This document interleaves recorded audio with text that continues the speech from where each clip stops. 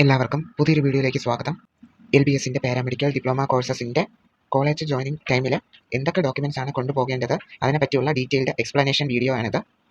എല്ലാവരും സ്കിപ്പ് ചെയ്യാതെ മുഴുവൻ വീഡിയോയും കണ്ട് മനസ്സിലാക്കാൻ ശ്രമിക്കുക. ആദ്യമായിട്ട് മനസ്സിലാക്കേണ്ടത് കോളേജ് ജോയിനിങ് ഡേറ്റ് എപ്പോഴാണ്. കോളേജ് ജോയിനിങ് ഡേറ്റ് എന്ന് പറഞ്ഞാൽ 3rd അലോട്ട്മെൻറ്റിന് ശേഷമായിരിക്കും കോളേജിൽ ജോയിൻ ചെയ്യേണ്ടത്. കോളേജിൽ ജോയിൻ ചെയ്യുമ്പോൾ കൊണ്ടുപോകേണ്ട ഡോക്യുമെൻറ്റ്സ് ഏതൊക്കെയാണ് എന്നിങ്ങനെയുള്ള ഒരുപാട് ഡൗട്ട്സും കൺഫ്യൂഷൻസും ഒക്കെ നിങ്ങൾക്ക് ഉണ്ടാവും. സോ അങ്ങനെയുള്ള ഡൗട്ട്സും കൺഫ്യൂഷൻസും ഒക്കെ മാറ്റാനാണ് ഈ വീഡിയോ. സോ ഈ വീഡിയോ കണ്ടു കഴിയുമ്പോൾ തന്നെ നിങ്ങൾക്ക് എന്താണ് ഒരു ഐഡിയ കിട്ടും എന്തൊക്കെ ഡോക്യുമെൻറ്റ്സ് ആണ് കൊണ്ടുപോകേണ്ടത്. സോ നമുക്ക് വീഡിയോയിലേക്ക് കിടക്കാം. ആദ്യമായി എന്താണ് അലോട്ട്മെൻറ്റ് മെമ്മോ എന്ന് നിങ്ങൾ മനസ്സിലാക്കണം. ഇപ്പോൾ സ്ക്രീനിൽ നോക്കുമ്പോൾ നിങ്ങൾക്ക് കാണാനായിട്ട് സാധിക്കും, ഇത് LBSന്റെ ഒഫീഷ്യൽ പ്രോസ്പെക്ടസ് ആണ്. നിങ്ങൾക്ക് LBSന്റെ പാരാമെഡിക്കൽ ഡിപ്ലോമ കോഴ്സിൻ്റെ സൈറ്റിൽ നിന്നും ഡൗൺലോഡ് ചെയ്യാനായിട്ട് പറ്റും. ആ LBSന്റെ ഒഫീഷ്യൽ പ്രോസ്പെക്ടസിൽ എന്ത് ചെയ്തിട്ടുണ്ട്, എന്തൊക്കെ ഡോക്യുമെൻറ്റ്സ് ആണ് കോളേജിൽ ജോയിനിങ് ടൈമിൽ കൊണ്ടുപോകേണ്ടതെന്നൊക്കെ ഉള്ളത് മെൻഷൻ ചെയ്തിട്ടുണ്ട്. നിങ്ങൾക്ക് ചെക്കൗട്ട് ചെയ്യാവുന്നതാണ്. അപ്പോൾ പറഞ്ഞു വന്നത് എന്താണ് allotment memo. After the 3rd allotment is published, candidates can take a print of the allotment memo by login, which will be available then. The allotment memo will contain all details of candidates along with the college and the course to which the candidate stands allotted finally. As on the 3rd allotment, the candidate can take a printout of this memo to be produced at the time of admission. The allotment memo and the receipt of fees must be produced at the time of admission along with the other documents. എന്താണ് കാര്യമെന്ന് പറഞ്ഞു തരാം. അതായത് 3rd അലോട്ട്മെൻറ്റിന് ശേഷമായിരിക്കും allotment memo ലഭ്യമാകുന്നത്. കാൻഡിഡേറ്റ്സിന് login ചെയ്യുമ്പോൾ തന്നെ allotment memo print എടുക്കാനുള്ള ഒരു ഓപ്ഷൻ ഉണ്ടാവും. അതിൽ കയറി അലോട്ട്മെൻറ്റ് മെമ്മോ പ്രിന്റ് എടുത്ത് വെച്ചേക്കുക. അലോട്ട്മെൻറ്റ് മെമ്മോയിലൂടെ കാൻഡിഡേറ്റ്സിൻ്റെ ഡീറ്റെയിൽസ് അറിയാൻ പറ്റും. അതായത് ഏത് കോളേജിലാണ് അലോട്ട്മെൻറ്റ് കിട്ടിയത്, ഏത് കോഴ്സിനാണ് അലോട്ട്മെൻറ്റ് കിട്ടുന്നത്. സോ ഏത് കോഴ്സിലാണ് എന്താണ് അലോട്ട്മെൻറ്റ് കിട്ടിയത്, അതായത് 3rd അലോട്ട്മെൻറ്റിൽ എവിടെയാണോ ലാസ്റ്റ് അലോട്ട്മെൻറ്റിൽ വന്ന് നിൽക്കുന്നത് ആ ഒരു കോഴ്സ് അല്ലെങ്കിൽ ആ ഒരു കോളേജ് ആയിരിക്കും അലോട്ട്മെൻറ്റ് മെമ്മോയിൽ കാണിക്കുന്നത്. സോ അതെല്ലാവരും പ്രിന്റ് ഔട്ട് എടുത്ത് വെച്ച് എന്താണ് കോളേജിൽ ജോയിൻ ചെയ്യാൻ പോകുമ്പോൾ അത് കൊണ്ടുപോകേണ്ടതാണ്. അതേപോലെ തന്നെ എന്താണ് ഫീസ് പേ ചെയ്ത റെസിപ്റ്റും ടോക്കൺ ഫീസ് നമ്മൾ ഓൺലൈനായിട്ട് പേ ചെയ്യുമ്പോൾ അതിൻ്റെ റെസിപ്റ്റ് പ്രിന്റ് എടുക്കാനുള്ള ഒരു ഓപ്ഷൻ ഉണ്ടാവും. അതിൽ ക്ലിക്ക് ചെയ്ത് റെസിപ്റ്റും കൂടെ പ്രിന്റ് എടുത്ത് ഡോക്യുമെൻറ്റ്സിൻ്റെ കൂടെ വെച്ചിരിക്കുക. എന്നിട്ട് കോളേജിൽ ജോയിൻ ചെയ്യാൻ പോകുന്ന ടൈമിൽ അതും കൂടെ കൊണ്ടുപോകേണ്ടതാണ്. അപ്പോൾ പറഞ്ഞിട്ടുണ്ടായിരുന്നു അലോട്ട്മെൻറ്റ് മെമ്മോയും റെസിപ്റ്റ് ഓഫ് ഫീസിൻ്റെ റെസിപ്റ്റും എന്ത് ചെയ്യണം, അഡ്മിഷൻ എടുക്കാൻ പോകുന്ന ടൈമിൽ എന്ത് ചെയ്യണം, ഡോക്യുമെൻറ്റ്സിൻ്റെ കൂടെ മറക്കാതെ കൊണ്ടുപോകേണ്ടതാണ്. സോ എല്ലാവർക്കും എന്താണ് അലോട്ട്മെൻറ്റ് മെമ്മോ എന്ന് മനസ്സിലായെന്ന് വിശ്വസിക്കുന്നു. നമുക്ക് ഇന്ന കോളേജിൽ ഇന്ന കോഴ്സിന് അലോട്ട്മെൻറ്റ് കിട്ടിയിട്ടുണ്ട് എന്നുള്ളതിൻ്റെ പ്രൂഫാണ് അലോട്ട്മെൻറ്റ് മെമ്മോ എന്ന് പറയുന്നത്. അടുത്തത് പോസ്റ്റ് അലോട്ട്മെൻറ്റ് ആക്ടിവിറ്റീസ്, അതായത് 3rd അലോട്ട്മെൻറ്റ് കഴിഞ്ഞതിന് ശേഷമുള്ള കാര്യങ്ങൾ. He or she should report with the following documents in original. അതായത് കോളേജിൽ ജോയിൻ ചെയ്യാനായിട്ട് പോകുമ്പോൾ ഈ ഡോക്യുമെൻറ്റ്സിൻ്റെ ഒക്കെ എന്താണ് ഒറിജിനൽ കൊണ്ടുപോകേണ്ടതാണ്. ആദ്യമായിട്ട് പറയുന്നത് എന്താണ്, ദ അലോട്ട്മെൻറ്റ് മെമ്മോ റിസീവ്ഡ് ഓൺലൈനായിട്ട് കിട്ടിയ അല്ലെങ്കിൽ എന്താണ് അലോട്ട്മെൻറ്റ് മെമ്മോ എന്താണെന്നും എങ്ങനെയാണ് എടുക്കുന്നതെന്നൊക്കെ നേരത്തെ പറഞ്ഞിട്ടുണ്ട്. അടുത്തത് രണ്ടാമത്തത് receipt of token fee or part of tuition fee remitted in the ബാങ്കിൽ അടച്ച എന്താണ്, അതായത് ഓൺലൈനായിട്ടോ ചെലാൻ വഴിയോ അടച്ച ടോക്കൺ ഫീസ് പേ ചെയ്തതിൻ്റെ റെസിപ്റ്റ് എന്ത് ചെയ്യണം, കൊണ്ടുപോകണം. റെസിപ്റ്റ് ഡൗൺലോഡ് ചെയ്തിട്ട് എന്ത് ചെയ്യുക, പ്രിന്റ് എടുത്ത് കൊണ്ടുപോകുക. അലോട്ട്മെൻറ്റ് മെമ്മോയും ഡൗൺലോഡ് ചെയ്ത് പ്രിന്റ് എടുത്ത് വെച്ചേക്കണം. അത് രണ്ടും കൊണ്ടുപോകേണ്ടതാണ്. അടുത്ത മൂന്നാമത്തത് SSLC or equivalent certificate to prove date of birth തെളിയിക്കാൻ SSLC അല്ലെങ്കിൽ എന്താണ് ജനന സർട്ടിഫിക്കറ്റും കൊണ്ടുപോകേണ്ടതാണ്. നാലാമത് പറയുന്നത് mark list of the qualifying examinations.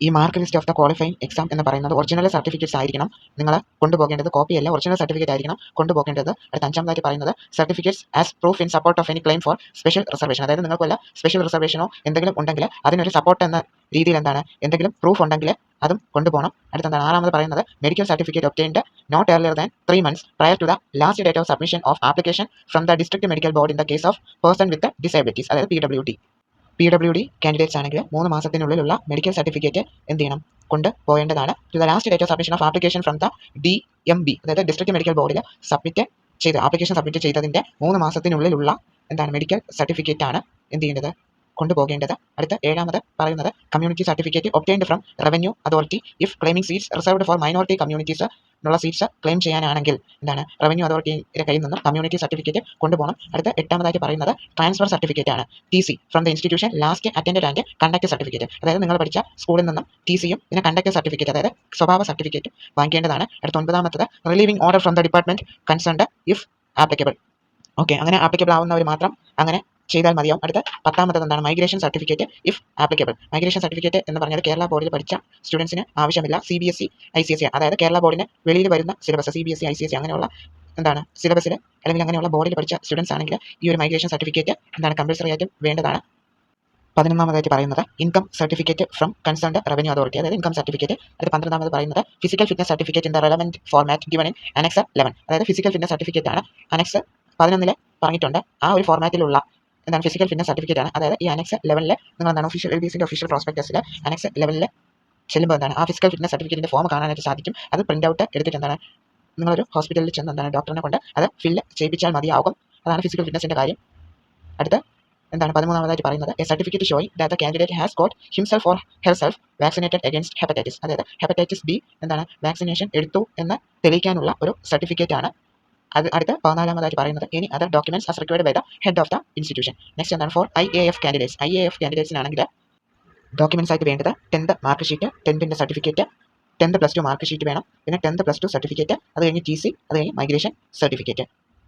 So ഇതിൽ പറഞ്ഞിട്ടുണ്ട് 10ന്റെയും +2ന്റെയും നമ്മൾ കൊടുക്കുന്ന സർട്ടിഫിക്കറ്റുകളും അല്ലെങ്കിൽ എന്താണ് പ്രൂഫ് ഓഫ് ഡേറ്റ് ഓഫ് ബർത്തിന്റെ ഒരു പ്രൂഫ്, പിന്നെ ട്രാൻസ്ഫർ സർട്ടിഫിക്കറ്റ്, മൈഗ്രേഷൻ സർട്ടിഫിക്കറ്റ്, ഇങ്ങനെയുള്ള കാര്യങ്ങളൊക്കെ എന്താണ് ചെക്ക് ചെയ്തിട്ട് നമ്മൾ ഏത് കോഴ്സാണ് പഠിക്കുന്നത് ആ ഒരു കോഴ്സ് കംപ്ലീറ്റ് ചെയ്തതിന് ശേഷം മാത്രമേ എന്ത് ചെയ്യത്തുള്ളൂ തിരിച്ച് തരത്തുള്ളൂ എന്ന് ഇതിൽ റിമാക്സിൽ എന്ത് ചെയ്തിട്ടുണ്ട് മെൻഷൻ ചെയ്തിട്ടുണ്ട്. ഇത് കഴിഞ്ഞ് എന്താണ് ഫീസും കൂടെ കരുതേണ്ടതാണ്. അതായത് ടോക്കൺ ഫീസ്, ട്യൂഷൻ ഫീസിന്റെ ഒരു പാർട്ടാണ് ടോക്കൺ ഫീസ്. നിങ്ങളുടെ ടോക്കൺ ഫീസ് എന്താണ് ഓൺലൈനായിട്ട് നിങ്ങൾക്കൊരു സീറ്റ് കിട്ടുമ്പോൾ അല്ലെങ്കിൽ നിങ്ങൾക്ക് ഒരു അലോട്ട്മെന്റിൽ ഒരു കോളേജ് കിട്ടുമ്പോൾ ടോക്കൺ ഫീസ് അടയ്ക്കുന്നുണ്ടാവും. അത് ട്യൂഷൻ ഫീസിന്റെ ഒരു പാർട്ടാണ്. അതിൽ നിന്നും എന്താണ് ടോക്കൺ ഫീസ് മൈനസ് ചെയ്തിട്ട് ബാക്കി എന്ത് ചെയ്താൽ മതി, കോളേജിൽ പേ ചെയ്താൽ മതിയാവും. സോ ഫസ്റ്റ് ഇയറിൽ എത്ര ഫീസാണ് അടയ്ക്കേണ്ടതെന്നൊക്കെ കോളേജിൽ നിങ്ങൾ വിളിച്ച് അന്വേഷിച്ചാൽ അവർ പറഞ്ഞു തരും എത്ര ഫീസാണ് കൊണ്ടുപോകേണ്ടതെന്നും. കോളേജ് ജോയിനിങ് ടൈം പറയുമ്പോൾ എന്താണ് അലോട്ട്മെന്റ് കിട്ടിയിട്ട് ആ സമയത്ത് കോളേജിൽ അഡ്മിഷൻ എടുക്കാതെ ഇരിക്കുന്നവർക്ക് എന്താണ് ആ സീറ്റ് ക്യാൻസൽ ആവുന്നതായിരിക്കും. സോ ഇത്രയും കാര്യങ്ങളാണ് കോളേജിൽ ജോയിൻ ചെയ്യുമ്പോൾ എന്താണ് അറിഞ്ഞിരിക്കേണ്ടതും കൊണ്ടുപോകേണ്ടതുമായിട്ടുള്ള ഡോക്യുമെന്റ്സും, പിന്നെ എന്താണ് ഫീസിന്റെ കാര്യമായാലും ബാക്കിയെല്ലാം. സോ ഇത്രയും കാര്യങ്ങളാണ് ശ്രദ്ധിക്കേണ്ടത്. ഫിസിക്കൽ ഫിറ്റ്നസ് സർട്ടിഫിക്കറ്റിൻ്റെത് LBSന്റെ ഒഫീഷ്യൽ പ്രോസ്പെക്ടസിലുണ്ട്. അത് പ്രിൻ്റ് ഔട്ട് എടുത്തിട്ട് ഡോക്ടറിനെ കൊണ്ട് ഫില്ല് ചെയ്യിപ്പിച്ചാൽ മതി. പിന്നെ ഹെപ്പറ്റൈറ്റിസ് വാക്സിനേഷൻ്റെ കാര്യം എന്താണ് ചില കോളേജസിൽ അവർ തന്നെ എന്താണ് സ്റ്റുഡൻസിനെ കൊണ്ടുപോയിട്ട് വാക്സിനേഷൻസ് ഒക്കെ എടുപ്പിക്കാറുണ്ട്. അതുകൂടെ നിങ്ങൾ കോളേജിൻ്റെ അടുത്ത് കോൺടാക്ട് ചെയ്ത് ചോദിച്ച് കൺഫേം ചെയ്യുക. സോ ഒരു മെഡിക്കൽ ഫീൽഡിലോട്ടാണ് പോകുന്നത്. അതുകൊണ്ട് എന്താണ് വാക്സിനേഷൻസ് ഒക്കെ കമ്പൾസറി ആയിട്ടുള്ള കാര്യമാണ്. എല്ലാവർക്കും ഈ വീഡിയോയിൽ പറഞ്ഞ കാര്യങ്ങൾ മനസ്സിലായെന്ന് വിശ്വസിക്കുന്നു. ഡൗട്ട്സ് ഉണ്ടെങ്കിൽ കമൻറ്റ് ചെയ്യുക. പുതിയൊരു അപ്ഡേറ്റ് അടുത്തൊരു വീഡിയോയിൽ കാണാം. എല്ലാവർക്കും താങ്ക് യു.